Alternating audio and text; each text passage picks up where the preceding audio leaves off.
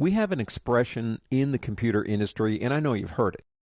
What you see is what you get. WYSIWYG. Now, in my opinion, it's just my opinion, that's not an accurate statement. There are too many variables going on. For example, on monitors, it's RGB color additive. Paper is CMYK subtractive. You can have a different calibrated system. You could be going out to the internet as opposed to print.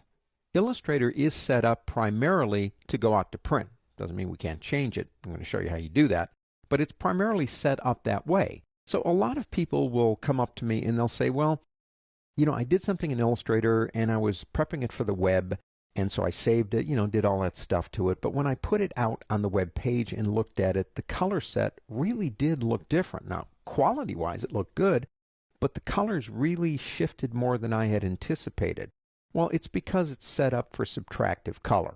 And the other thing is, I'm looking at this kind of like fish tank on my monitor. Incidentally, that is a document, if you want to open it, in your working folder called fishy.ai. And I'm working on it, and I'm teaching this lesson. So I see these colors.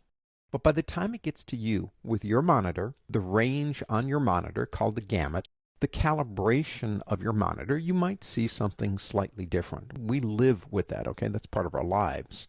But if I want to change things, let's look at a couple of ways we can change view.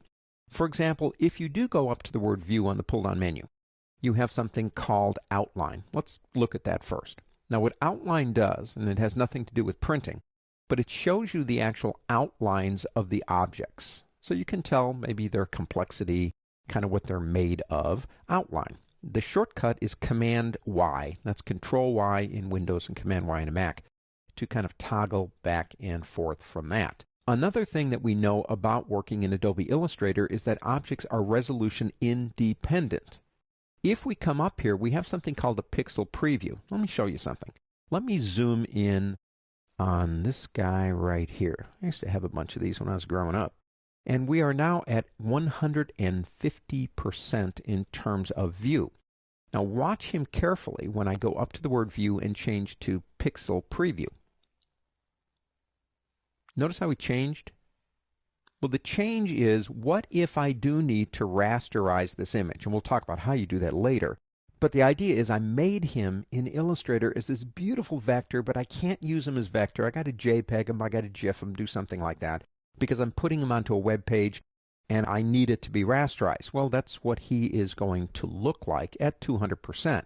Now, if I double click on the zoom tool, well, he looks pretty good even at pixel preview. But that's a good one to know if you're moving into the world of rasterizing your images. Pixel preview. Let's go ahead and turn that one back off again. You have another one up here called overprint preview. Now, if you are doing a lot of things to 4-color press, that's a good one to remember because it gives you an idea of what it's going to look like when you get through those 4-color plates and you're printing things like gradients and that, and it will show you exactly what's going to happen when it goes out to press. This is more of a basic course on Illustrator, so we're not going to go there. But remember, you've got that one too. Now, the other one I want to show you down here is what's called Proof Setup. Now, in Proof Setup, we are on Working CMYK.